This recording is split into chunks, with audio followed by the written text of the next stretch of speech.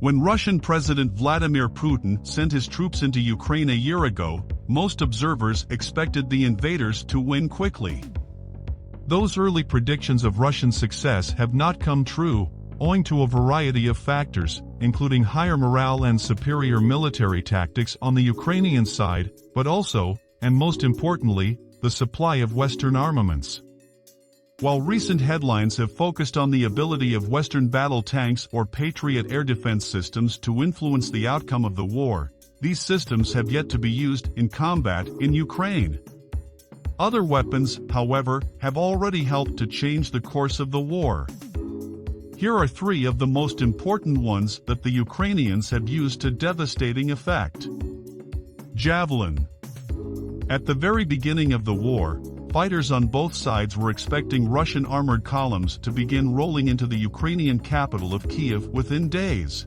The Ukrainians needed something that could blunt that attack, and found it in the form of the Javelin, a shoulder-fired, guided anti-tank missile that can be deployed by a single individual. Part of its appeal lies in its ease of use, as manufacturer Lockheed Martin, which co-developed the missile with Raytheon, explains. To fire, the gunner places a cursor over the selected target. The Javelin command launch unit then sends a lock-on before launch signal to the missile. The Javelin is a fire-and-forget weapon. As soon as its operator takes the shot, they are able to run for cover while the missile finds its way to the target.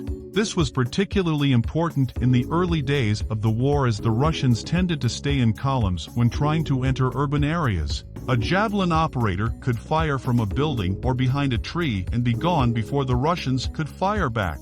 The Javelin is also good at targeting the weak spot of the Russian tanks, their horizontal surfaces, because its trajectory after launch sees it curve upwards then fall on the target from above, according to Lockheed Martin. This could be seen in images early in the war of Russian tanks with their turrets blown off. Often, it was a Javelin that had done the damage. Indeed, so great was the Javelin's impact that 2.5 months into the war, U.S. President Joe Biden visited the Alabama plant where they are made to praise the workforce for their help in defending Ukraine. "You're making a gigantic difference for these poor sons of guns who are under such enormous pressure and firepower," Biden said at the time. There was one other advantage to the Javelins, particularly pertinent at the start of the war. They were politically acceptable. Their low cost and defensive usage make them politically easier for other countries to provide. Michael Armstrong, an associate professor at Brock University in Ontario, wrote on the conversation.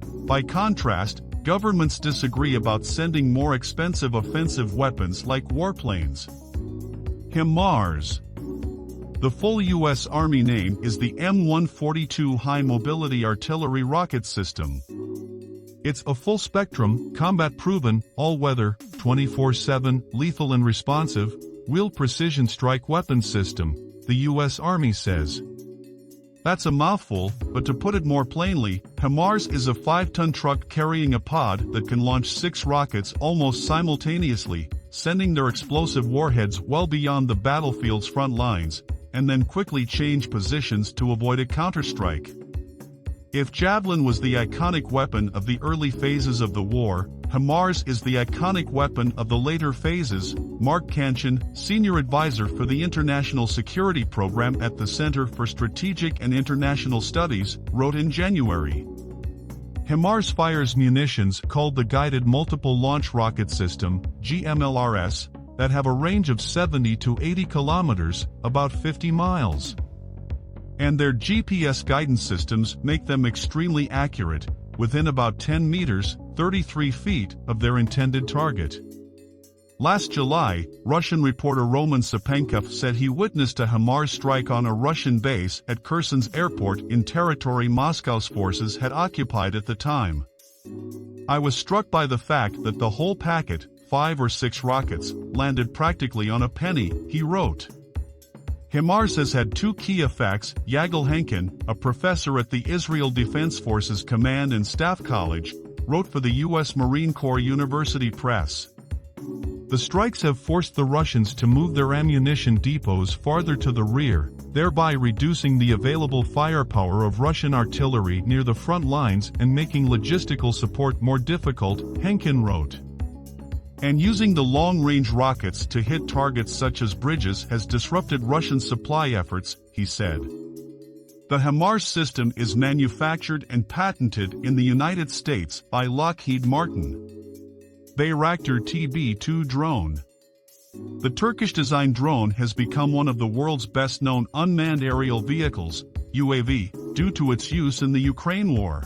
It's relatively cheap, made with off-the-shelf parts, packs a lethal punch and records its kills on video. Those videos have shown it taking out Russian armor, artillery and supply lines with the missiles, laser-guided rockets and smart bombs it carries. Viral videos of the TB2 are a perfect example of modern warfare in the TikTok era. Aaron Stein, a senior fellow at the Foreign Policy Research Institute, wrote on the Atlantic Council's website.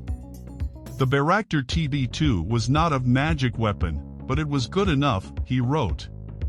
He cited as its weaknesses its lack of speed and vulnerability to air defenses. Battlefield statistics appear to bear that out.